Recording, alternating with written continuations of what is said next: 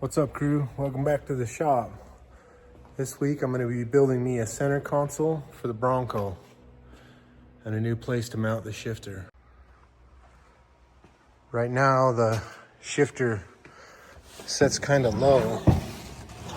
I've already got it taken apart, but before the shifter was mounted right here, kind of low and kind of more to the passenger side. And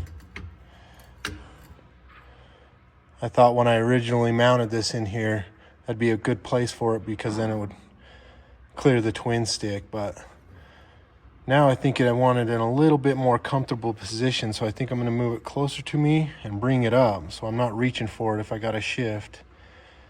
Since I'm bringing it up, instead of just building a mount, bring it up, I think I'm gonna build me a center console to fit this area. We're always trying to hold drinks and snacks or whatever in here, and they're just always kind of rolling around. So I think if I build me a box, we can store stuff. And I think I'm going to add some cup holders to it, bring my shifter up here. I think that'll work out a little bit better, but for now I got the shifter off. I got to take these old brackets, cut them off the roll cage, and I'll start making my new box and bring it up here. Here's a little tip for you. If you're cutting multiple pieces out the same length on your chop saw, measure your first piece out, set it up, find something heavy, and use it for a backstop. That way after you make the cut, you don't have to keep remeasuring. Just keep sliding your piece in until it hits your backstop, make your next cut. I've got 10 of these I need to cut, so make the job a little bit quicker. Got all the pieces cut out. I'm gonna get them cleaned up, set the welder up, and start welding. If you're welding 90 degrees, it's nice to have one of these clamps. I think I bought that at Harbor Freight, but clamp it in there, get your 90 degrees, and kind of holds it in place while you're welding. Makes it a little nicer.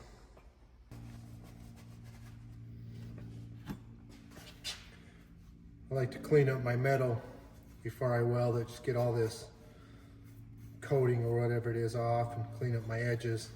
Helps it weld a little bit better.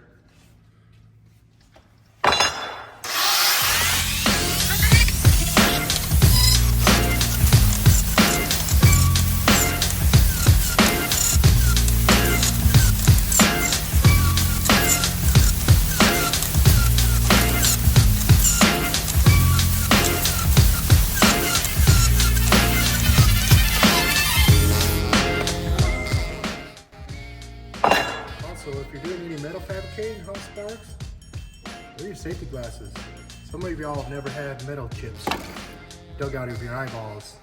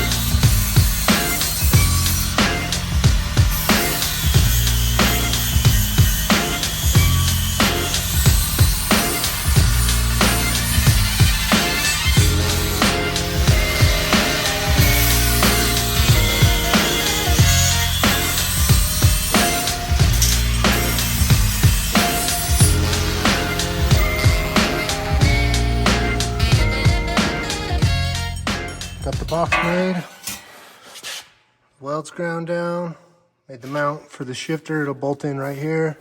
Have a couple cup holders here. This will open this way. Now I just gotta put the sides, top and bottom on it.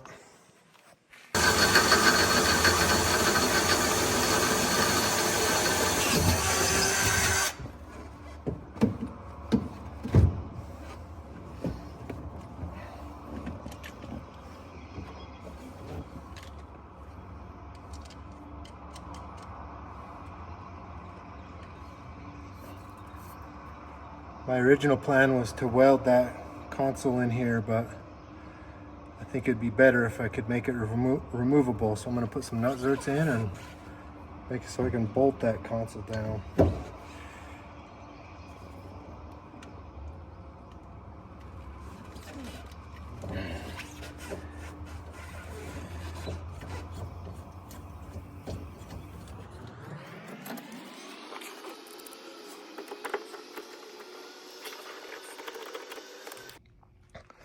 So I got the first piece made for the top. I've got it cut out for the shifter.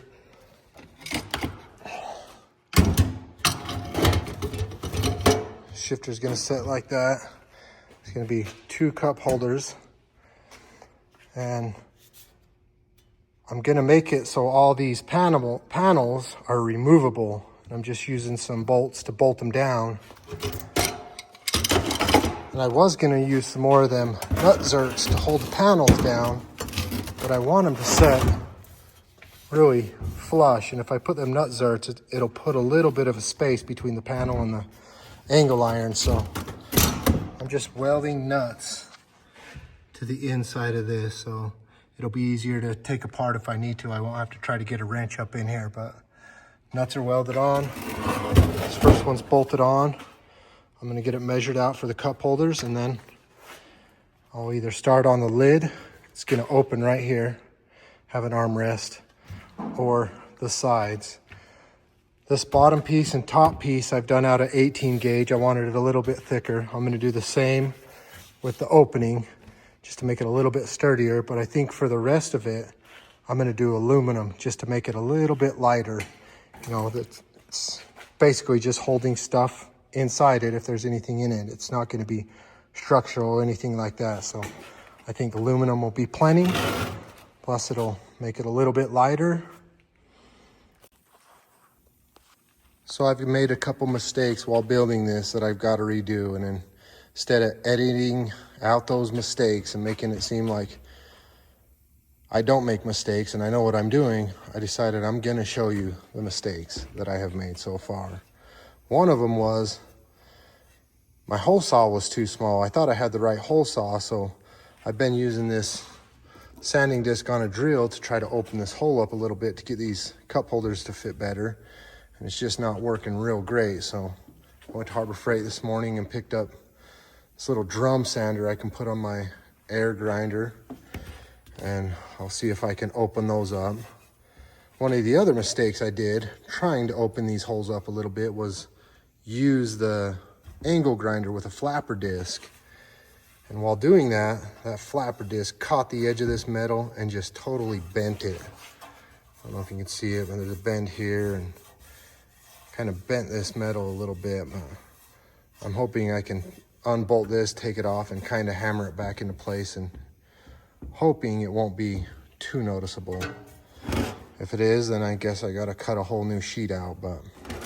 And then the other mistake I did was I want to use stainless steel Allen head bolts for all my sheet metal on this, and I ordered stainless steel nuts too. Well, I'm welding the nuts onto the back of here so I won't have to get a wrench up in here if I ever need to take it apart. And you got to be real careful when you're welding stainless steel nuts and bolts, because you can mess the threads up pretty easy. I've never had that problem before, but for some reason on this project, almost every single one of my nuts, the threads are messed up on it, and I'm having to cut them out and re-weld new nuts in here. And I went this morning and I bought some, just some regular nuts instead of doing stainless steel nuts. So all the nuts on here will be regular. I'll still use the stainless steel bolts, but I bought some regular bolts too. So when I'm welding them nuts, I'm not using anything stainless steel. And after they're welded, I'll pull them bolts out, thread in the stainless steel ones. But like I said, I haven't had that problem in the past, but for some reason on this one, I'm having that problem. So just something to note, if you're gonna weld nuts on the back, you be careful if you're gonna do it with stainless steel, or don't use stainless steel. Another thing I just learned is these drums I just bought from Harbor Freight are meant to be put on a drill. They cannot withstand the RPMs of this air angle grinder. I blew the first one up in probably 2 seconds. I had to regulate my air compressor down pretty low to be able to spin that and not explode the drum. So the way I like to cut out sheet metal when I'm doing something like this, instead of measuring this and trying to put those measurements onto the sheet I'm cutting, because no matter how hard I try, this isn't square. Pretty close, but it's not square. The way I like to do it is I'll take my piece, lay it out on my sheet, then I'll get a pencil and I'll just trace around the piece, and then I'll take some tape and I'll lay it just on the inside of the line I traced. I don't know if you can see that, but there's my line I traced, and then I laid the tape just on the inside, and then I will cut along the tape,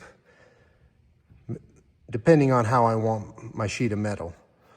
If I wanted the exact size, I would lay that tape right on the line I traced, maybe a little inside, because you're not always gonna get right up against this, but this one I went in about 1/8. And the reason why I did that is because I don't want this all the way up to the top. So I think it'll make a funny lip. So I want it to set just inside, just a little bit. And I'll sand the edges of this down, and it'll kind of give it a smoother lip around this.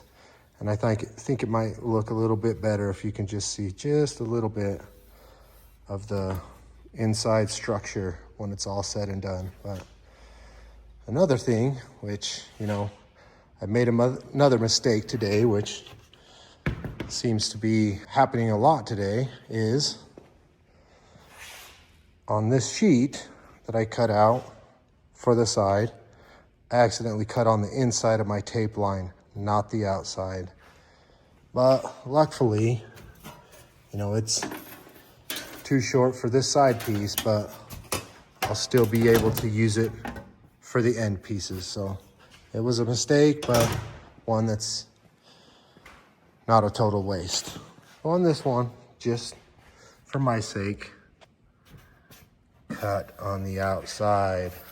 But we all make mistakes. Nobody's perfect, and today I'm making a lot of them, but we'll still get the job done. We'll make it work. I got all my pieces cut out, except for the top piece, for the sides and front and back. And so now I'll go ahead and get them drilled and bolted on there, and then we'll start working on the top door part. So I cut out a piece of wood, and I've got it bolted on the top of this where the opening is. And I'm gonna run this over to my buddy that does upholstery, and I'm gonna have him upholster me a little pad on the top of this little armrest, and I'll just bolt it to the top of the center console. I've got it bolted on, kind of mocked up. I've got the hinge welded on it. So it'll open up here, have a little bit of storage, and should be pretty comfortable also. I just ran down to the hardware store and got a couple of these T-nut inserts. They work real good in wood. Once the pad's on here, I won't be able to get to this side, so I'll just pound these down into place, and then I'll be able to thread a bolt up into it. They got little teeth on them, so they'll stay in place. So I got a little bit of this sound deadening material that I had left over from the Crown Vic F100 swap, and I think I'm going to take it and just lay a little bit down on the bottom of the console to hopefully help with noise a little bit. So let's go ahead and get some of that put in.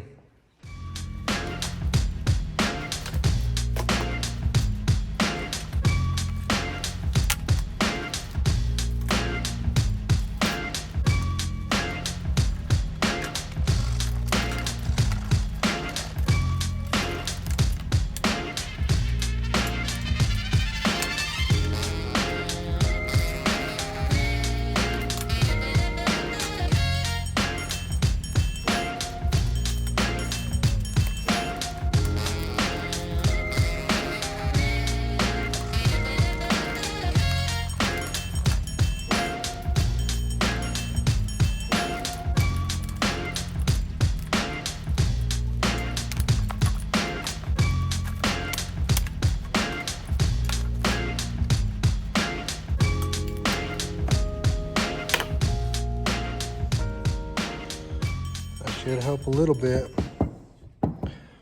Throw my spare change down there now and I won't rattle it around. I also bought some of this edge trimming material. It's got an adhesive on the inside of it, and I'm just gonna try to trim the edge of this opening, so hopefully get rid of any sharp edges. So I think this edge trim stuff's gonna work out pretty good. It went on pretty slick. The way you do it is it's adhesive. It's got a backing inside it, but you'll leave that backing on it, put it on your edge where you want it, and then reach in there and grab that backing off the adhesive and peel it off while it's in place, and it'll just pull right out of there and the edging stays right in place where you had it. So hopefully it turns out pretty good. It was just some cheap stuff on Amazon, so we'll see in the long run how it holds up. But got it on there. The top's up my buddy Jake's getting padded and upholstered right now, and I'll go ahead and get the sides on, and I'm also gonna make a little cubby hole in the front, and I'll put some more of this trim on it, but go ahead and get that done. So this is gonna be the little cubby hole in the front. I need to go throw it in the swag bender really quick and get it bent up, but I decided to use my dimple die tool and throw a couple dimple dies in there. I think it looks pretty neat. Well, I made a couple more mistakes on this center console. So I have seat heaters in my Bronco, and I want to put the switch on the side of this center console here for my seat heater. Well, I don't know if you can see down there, but that's one of my shifter sets. Hits right into the shifter. So I had to lower this hole for the seat heater switch. I just have some of these block out tabs, so put one of them in there.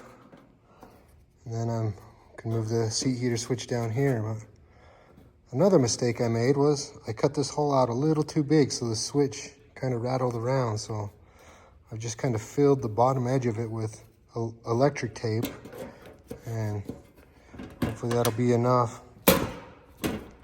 Seems like it is. Hold that in there without rattling, but I don't think it'll look too bad. Just had to lower it down a little bit. So I made another mistake. I didn't hook the cable up to the shifter before I installed the shifter. I could take all this back apart and hook it back up and put it all back together, but I really don't want to do that because that's a pain in the butt. So I started looking at it, and one of my mistakes from earlier might just help me out. I popped that block off plate for the switch out of this. I don't know if you can see in there, but I can get to that shift linkage through the hole. I should be able to get the pin in there.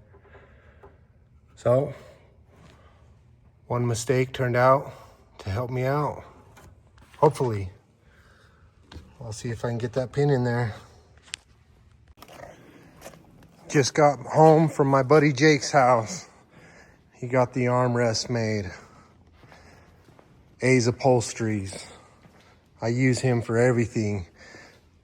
If you remember my F100 build, he did the upholstery on that and it turned out awesome. But I'll put a link in my description for his stuff. But anyway, now I've got the armrest pad on here. I can get that bolted in and be one step closer to having this console done. It's all in.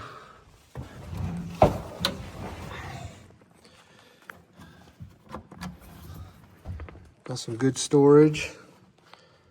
Does have a lock on it. Position's pretty dang good too now. I won't be reaching down for my shifter. It's right here. Got my armrest and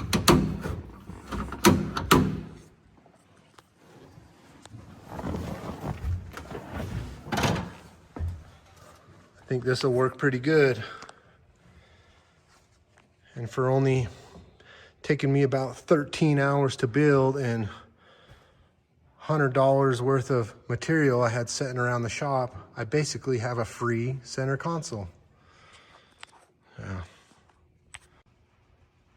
The nice thing about these cup holders too is they actually hold these tumblers perfect. I got them off Amazon. They're deeper than the normal ones you could buy, a little bit more money, but they just hold them so much better.